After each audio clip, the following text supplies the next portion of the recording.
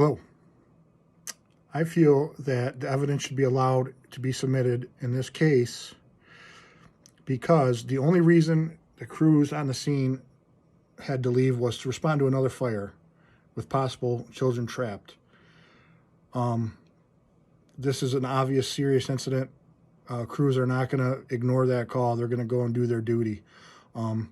Yeah, in hindsight, the crews may have asked dispatch to send a police officer there to secure the scene. But when a call comes in that serious in nature, first responders get hyper-focused on getting to those kids and providing rescue.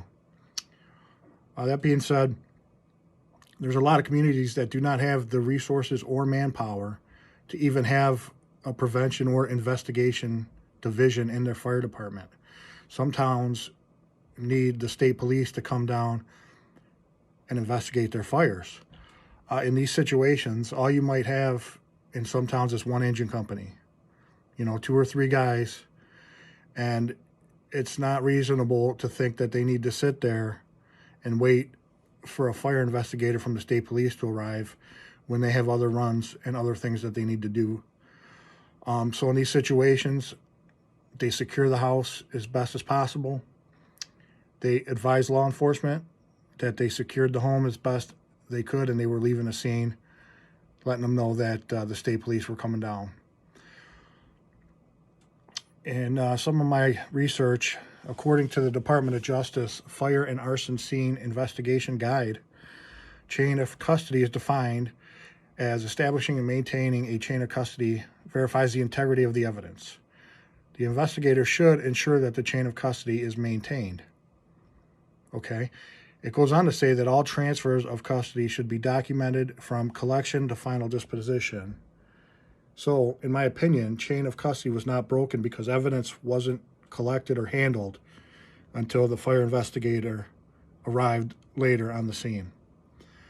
As far as the lawyers claim that the homeowner's Fourth Amendment rights were violated because the investigator entered the home without a warrant, I would like to point you to Michigan versus Tyler.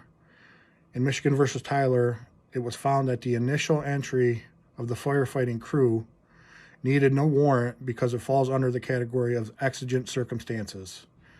And the re-entry of the fire investigator, as long as it was within a reasonable amount of time, is considered just a continuation of the same incident.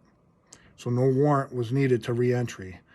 Fire investigators come and go during an investigation. They do not remain in the structure the whole time.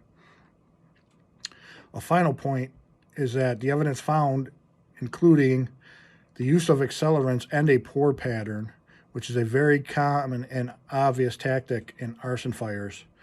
According to my chart here by the United States Bomb Data Center Arson Incident Report that I'll show you,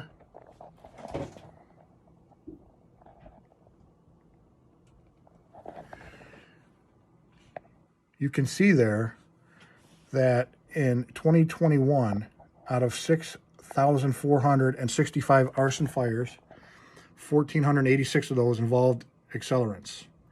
This is roughly 23% of fires. So, a quarter of all arson fires leave behind the same evidence as this fire did.